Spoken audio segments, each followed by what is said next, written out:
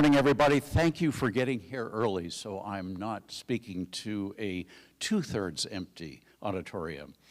And in fact, it's really filling up, so that's great. When you think of, when you think of regulation, what is the first thing that you think of?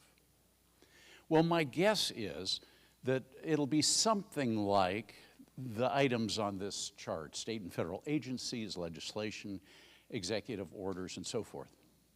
But no, I don't want that to be the first thing you think of. Rather, I want the first thing you think of to be nature. And let me explain. First of all, the ideas in this talk are an expansion of chapter 25 in my book, if you're familiar with Unleash Your Inner Company. That chapter is the hidden regulations, the hidden roadblocks to success. And incidentally, the book is now in these 5 languages, or it'll be out. The newest one is Polish, which will be out in February, March. So much, if not most, regulation of societies and economies emerges organically. How we deal with our families, our friends, child rearing, the sports we play, even the way we drive on the left or the right side. Long before that was codified to drive on a particular side of the road, there was a long history that had emerged in whatever jurisdiction of driving on that side, people mutually cooperating with each other, and it was later codified. Where does this organic regulation come from? Well, from cooperation, often implicit, people avoiding conflict, seeking mutual benefit, or by copying other people. These customs and norms evolve continuously and indefinitely.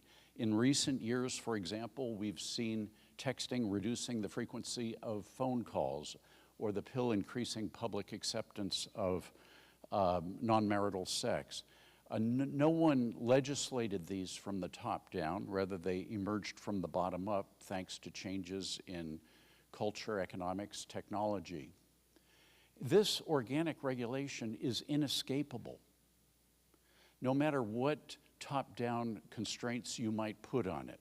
For example, even in the most totalitarian states, we still see forbidden languages being used, human languages, and underground and black markets arising. As with customs, property rights and trade and markets also emerge spontaneously, as Professor Vernon Smith has shown in his economic experiments. I had the privilege of participating in one of those experiments where there were a bunch of tables in a room like this. Each of us was a different company. Each of us had a screen where we could make one product or another product. At first, people started stealing from each other's tables. All of this was displayed on a big screen at the front of the auditorium. And then at some point you realize, hey, we can all make more money if we trade rather than steal. So even without a top-down government, property rights and free trade can emerge. Also emergent is common law. What do I mean by that? Well, it traces its history back to the Magna Carta. It limited the rights of the crown over barons and later commoners. It provided for private property, juries of peers, and no taxation without representation.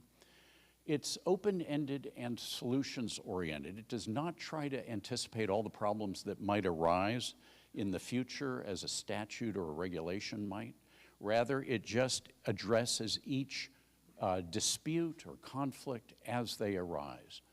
It seeks the best solution for litigants. If the two litigants agree on a particular solution, it's unlikely that the judge is going to depart from that.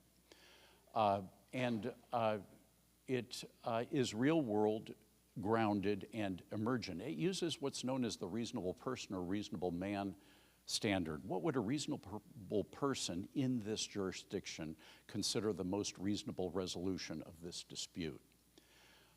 Initially, it was uncodified. More recently, it has been codified. And it co-evolves continuously with every new decision, customs, and technology. It doesn't provide hard and fast rules, but guidance. Two judges may reach different conclusions under common law. And this, it seems to me, is one of the best kept secrets in the world. And that is that as recently as a century ago, the US and the UK were primarily common law countries. Most of our law, up until about the 1920s, was common law, mostly at the state level. The layer from the federal level was very skinny. Of course, that's changed. Some 60 former British colonies and protectorates have inherited British common law, including all the ones listed here. Every country today uses a mix of common law and civil law, but the former British colonies and protectorates tend to have a mix that's more heavily weighted to common law. So customs, markets, and common law all are components of what I call organic regulation of societies and economies. There are many decision makers here, many judges, juries throughout the jurisdiction, many individuals who are participating in the markets and giving rise to customs. That makes the system more robust and harder to corrupt overall. In short, societies and economies are complex adaptive systems like rainforests, like coral reefs, or like the human brain. What does that mean? Order arises bottom up from the interactions of lots of agents, not by top-down design. Such systems are dynamic, never at equilibrium, and they're unpredictable because of nonlinearities and chaotic elements. I like to say that a year before Google was founded, no one could have predicted the huge impact that Google would have on the software industry or on our economy. And it's adaptive in the sense that these systems all adjust to external forces and shocks and imposed constraints. Now, in contrast to common law, the countries that are former colonies of these, including these countries, have primarily inherited civil law traditions. What is civil law? Statutes, regulations, executive orders. Civil law is imposed rather than emergent by legislatures, parliaments, agencies, federal agencies, presidents or dictators. It originated with Roman emperors and legislators. It advanced hugely in the early 19th century with the Napoleonic Code, who spread it throughout Europe. That brought consistency and clarity to the law, but it disempowered judges, and it helped Napoleon consolidate power. It's said to be policy implementing rather than dispute resolving, like common law. And it is the legal regime of choice for politicians and despots worldwide. Now, civil law lies on top of organic regulations. So here are the organic regulations, and here we see the statutes, regulatory agency promulgations, and executive orders on top. Civil laws tend to accumulate rather than evolve. They do evolve, but not smoothly and continuously, but rather at irregular intervals through amendments, negotiation, and horse trading by legislators. And because there is a central decision-making body, either a Congress or a parliament or an executive, there's a single point of failure, which makes it vulnerable to corruption. Now, are there any benefits to statutes, civil law, and imposed regulations? In this audience, I might guess that some people would say none at all. Nonetheless, what are generally considered to be the benefits of civil law? Well, predictability, at least in the short term. As I mentioned, two different judges can reach two different conclusions. If the law is codified, it's black and white what the resolution of a dispute is. It's more efficient because you're avoiding many trials. Where property right boundaries are intangible, like noise, water, air, climate, space, statutes can address these. and it provides uniformity across jurisdictions. Good news is that common law has long informed civil law. This, especially at the state level where common law primarily exists or survives today in the U.S., we have a variation process and then a selection process. That's the evolution. And those decisions inform legislation, which gives rise to statutes and regulations. This is good because codifying common law has generally restrained civil law from overreaching. Up until the 1920s, legislators may have codified what had emerged, but they didn't go beyond that. That's changed. Civil law has, however, public choice concerns, issues other than public welfare that drive the legislation.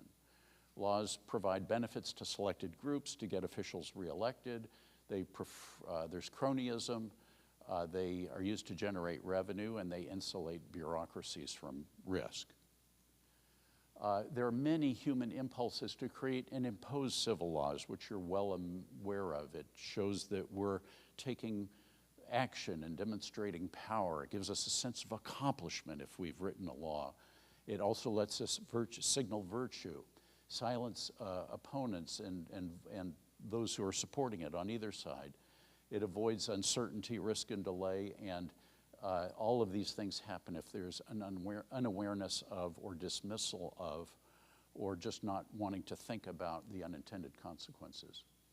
There's lots of empirical data to show that common law has economic advantages over civil law. There's a body of economic research called legal origins research. The names associated with it are primarily Laporta, Lopez, and Schleifer at Harvard. And they've found that all of these benefits accrue for countries that primarily inherited common law traditions. This other study shows that overall, the countries that inherited common law traditions enjoy 0.5% per year greater growth in GDP per capita over the last 2 centuries. And in fact, if you look at, gentlemen, can you help me? There we go, thank you. If you look at North America versus South America, the GDP per capita here in 2016 in North America was about 37,000, and South America was about 8,500. That's a difference of about 4.4. Of course, North America has, at least Canada and the United States, have primarily inherited common law traditions. South America from Portugal and Spain have primarily inherited civil law traditions. And if you take that 0.5% per year, or slightly greater than that, and raise that to the 250th power for the last 2.5 centuries, well, you get about that same factor. Economic stagnation and greater use of civil law reinforce each other, as we've seen in Europe and recently and elsewhere. How has U.S. civil law supplanted common law? Well, it started out simply by informing statutes that provided certainty, timeliness, and control. That was a good thing. But then we have these public choice concerns that I mentioned. In the early 20th century, the pie looked like this, with most of the input to law coming from courts and cases. Indeed, here's a quote from one academician who says, England had legislation since the Middle Ages, but before the 20th century used it sparingly and reluctantly, legislation as opposed to common law. And then looking forward to the early 21st century, that pie has hugely increased, with most of the force now coming from public choice-driven law. As legislation, especially federal, has imposed on many more private matters, and as regulatory and criminal enforcement has grown. Sadly, there is no advocacy nor constituency for common law, it is truly a tragedy of the commons. In the words of Hayek, we are deselecting for common law. Now, I want to switch gears here and talk briefly about the exploration-exploitation model used throughout the social sciences, and then relate it back to this question of law. First of all, what is the exploration-exploitation model? It simply is a learning model. We explore to learn, and once we've learned something, we apply or exploit the learning. So an animal will forage for food. When it finds a good source of food or neighborhood, it'll stay there and raise its young. We don't drill oil for oil anywhere. We search all over, doing different techniques and analyses. When we find a good place, that's where we put the oil well. Same for scaling up manufacturing, same for portfolio management. So the exploration and learning informs the exploitation. The goal is to optimize a fit between, it may be survival and production, generating revenue or profit, and the challenge is to find the optimal mix. If you have too much exploration, then you've got a lot of upfront expense and little payoff, but if you do too little exploration, you have a rapid scale up of whatever it is, but you didn't do enough research to ensure a good fit, and so there may be an uncertain payoff there. So you're trying to find that optimal intermediate ground. Here's an example of exploration and exploitation in nature. The colony ants in this colony, a few ants continuously seek new food sources. They are exploring, and then once they've found a source of food, most of the other ants are engaged in optimizing the delivery of food from that source to the colony, either straightening the path or carrying the food or discovering new paths. You can think of exploration as searching a landscape where on the vertical axis there's a production potential that you're trying to maximize. The landscape may be a natural ecosystem, farmland, financial markets, product markets, you name it. And so we start potentially anywhere in that landscape to explore. We sense how the production potential is increasing, and where we find a maximum, that's where we scale up. That is, we invest, we automate, we consume, or procreate. Well, you can see that common law and civil law fit this model very well. Common law is a discovery process to see what resolution of disputes best fits the customs and understanding of the people throughout the jurisdiction. There's a variation in selection that gives rise to evolution, and those evolved decisions inform legislation. So that's a good thing. Now, what does the model tell us? Well, it tells us several things. First, if the landscape is smooth or stable, you need less exploration. If it's more dynamic, you need more exploration. And that aligns with this quote from a legal scholar who said, when an environment is sufficiently homogeneous and static, statute law is superior, but when it's heterogeneous and dynamic, case law is superior. And I'm going to come back to this dynamic. It also says that for greater noise and uncertainty, a broader territorial expanse, longer potential payoffs, as you can imagine, we have to do more exploration before we make the investment of scaling up or fix things and scale up. And similarly, if the landscape is changing continuously, then we need continuous exploration. We can't stop exploring at some point if that landscape is continuing to. Now, there's lots of evidence to show that the US and world economies are growing more rapidly, becoming more uncertain, changing more rapidly. I'll give you 5 different data points to support that. First of all, Deirdre McCloskey's Great Enrichment, which shows this hockey stick curve for GDP per capita. You can see how hugely and rapidly that's changing right now. Second, the wave of innovation, these waves, each one is becoming narrower and narrower and faster. 3, the years until new inventions are adopted by a quarter of the population.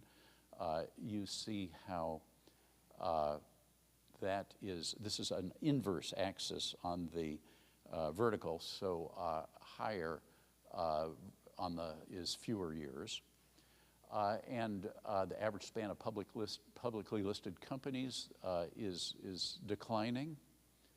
And the average lifetime of a corporate strategy, according to Boston Consulting Group, is also declining. The companies are shifting more rapidly from quadrant to quadrant. Okay, so what are all the conclusions from this? First, the more dynamic the economy and the society, the harder it is to predict, and the more common law is needed for both law to directly reflect and track evolving norms and innovation and to inform civil law. As the rate of technological innovation and societal change rises, our mix should be shifting to greater discovery, but just the opposite is happening. Many forces, as we've seen, are driving the shift from common law to civil law. What should be the primary countervailing force? Intellectual humility, it seems to me. We can't predict. We can't know what's going to happen. Let's wait and see. Let's get a body of real-world experience in the courts of law, and after we have substantial evidence of one or another, do that. Greater use of civil law and slower economic growth reinforce each other in a negative loop. Whenever the impulse to create a new law or regulation arises, suggest instead, let's first give courts of law a chance to determine, discover the best real-world resolution so that we're not shooting in the dark. And finally, let's constantly remind and re-educate leaders, scholars, everyone, that on common law's essential role in keeping law vital and current with our ever-evolving society, economy, and technologies. Okay, thank you.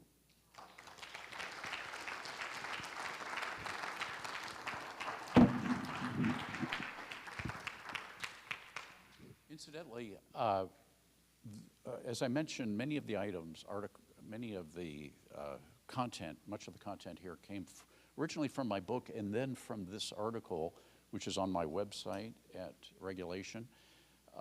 johnchisholmventures.com/regulation. If you would like a copy of the PDF of the article, which is about 25 pages, goes into much more detail, you can either download one here, or if you write down your email address on a sheet of paper, I'd be happy to send one to you, the PDF. Questions, comments? Here we go. Yes, sir. We need a microphone. I think the mic didn't work, so I'll have to speak a little louder. Here it comes.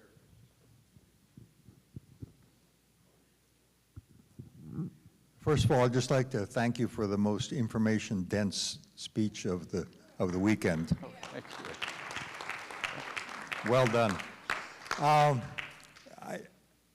Just as you were going through your talk, I was just thinking about the transition from exploration to exploitation, and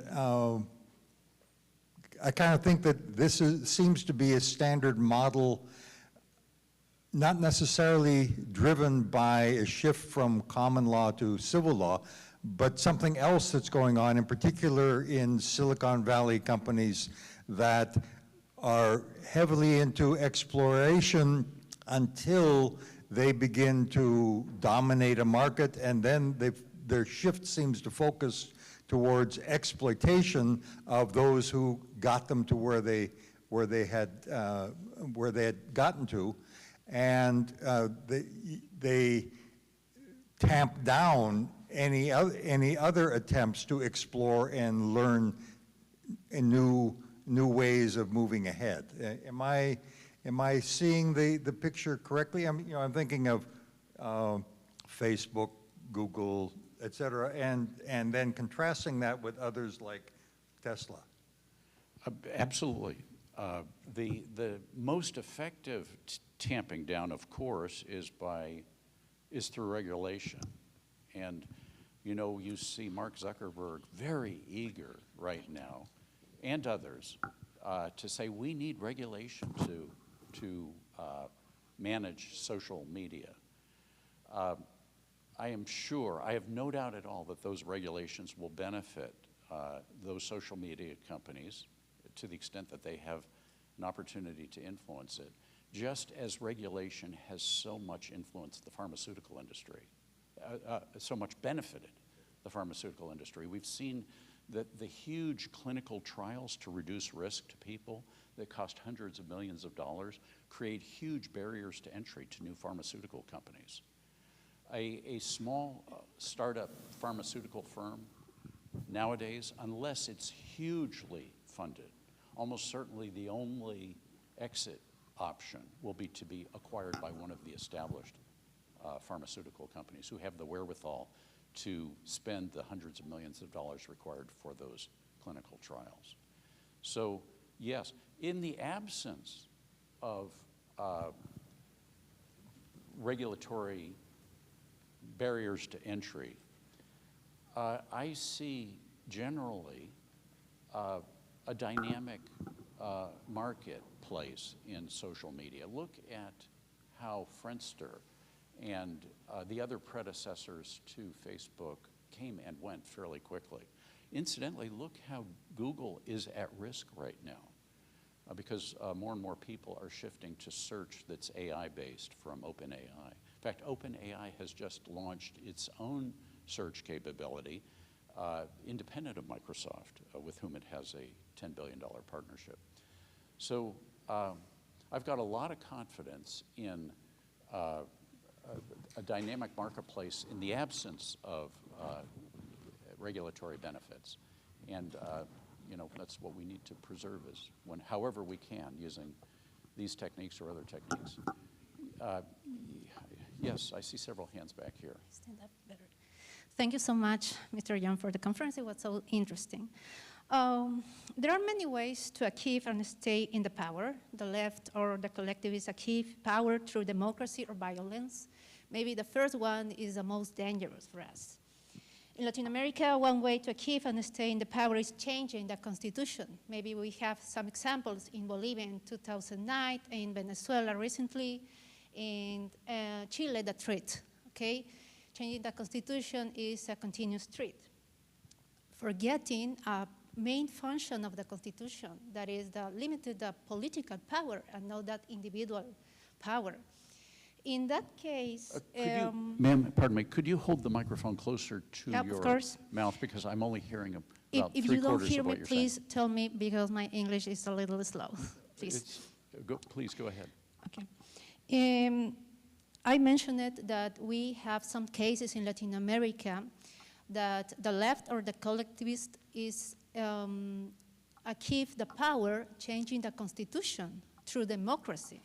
That is a dangerous way to stay and achieve the power. In that case, how common law avoid that scenario if you have a corrupt judicial system, and what are the steps to change to a common law system, maybe taking the example in South America? Thank you. I heard much of what you said, but not all of it. I think you're asking, correct me if I'm mistaken, if a country is not one of the countries that have inherited British common law traditions, like most of the countries in South America. Thank you. What can they do? Is that correct? Yes. What can they do? Maybe in South America with the civil law, they have a lot of problems because the left of collectivist groups achieve the power changing the constitution, one of the main principles of rule of law. So in that case, maybe with in a common law system, how can we avoid that scenario if you have a corrupt judicial systems? Well, we tend to forget that we talk about the U.S. as a democracy. We talk about democracies around the world we tend to think that the U.S.'s success comes from being a democracy. What we hear relatively little about is the U.S. as a republic. What does that mean? It means a set of rights that are ascribed to individuals that that supersede the vote of the majority, supersede the democracy. So you don't hear countries talking about that. I think it's not surprising. Despots don't want to assign rights to individuals that supersede the democracy. If they are confident they can sway voters, great. So whenever I hear about democracy, I remind people that it's not sufficient to be a democracy. You have to have Republican elements as well. I think the press likes to talk about democracy because it sounds like the Democratic Party, and Republicanism sounds like the Republican Party, and I think that's one factor in why we hear so much about this.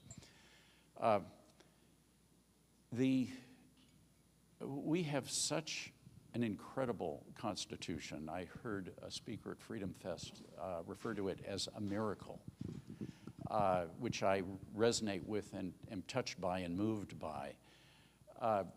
Conciseness is important, and so many of these South American countries have constitutions that are hundreds of pages, dozens or hundreds of pages.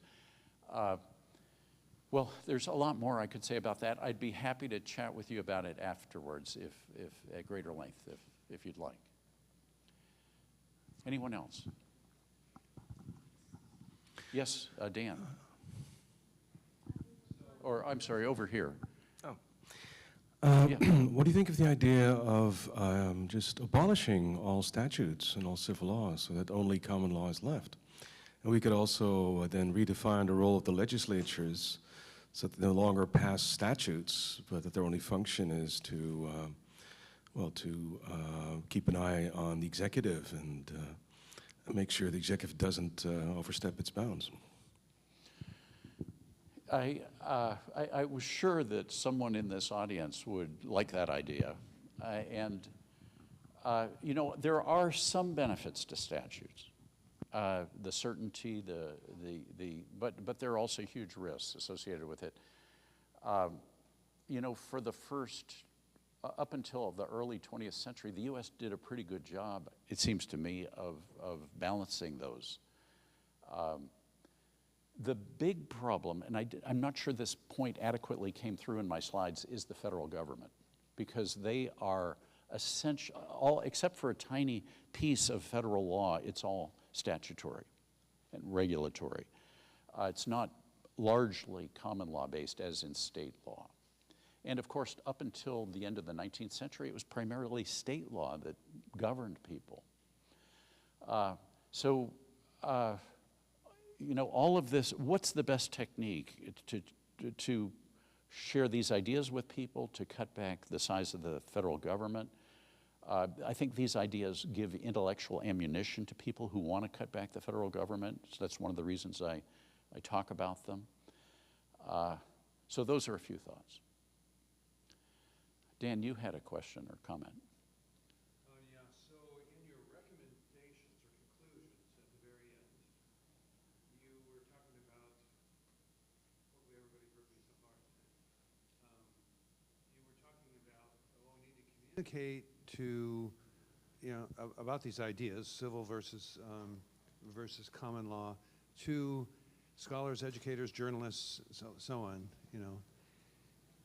It seems to me that there is a current phenomenon, and part of it emerges from civil law, to prevent that from happening. That is, the way that the law, civil law in particular, is constraining freedom of expression intentionally. And beyond that, it's like a kind of combination of the powers that be and social media playing on the human tendency towards confirmation bias, giving you more and more reinforcement of somebody's preferred view or the prevailing view. Seems that's a big challenge. any thoughts about how to countervail that? Restrictions on expression. It is a huge challenge. I'm one of the co-founders of the MIT Free Speech Alliance. I'm sure you're a member now, Dan. I hope you are. Incidentally, you don't have to be an MIT alum to join. Anyone can go to mitfreespeech.org and add their name to the MIT Free Speech Alliance. And if there's similar alliances at at least a couple of dozen universities around the country. And so that's one small thing. And the Heterodox Academy is another organization. FIRE, the Foundation for Individual Rights and Expression, is trying to combat that tendency. So it's a big problem. It's one that there's awareness of, and that people who are particularly passionate about it are trying to do something about it.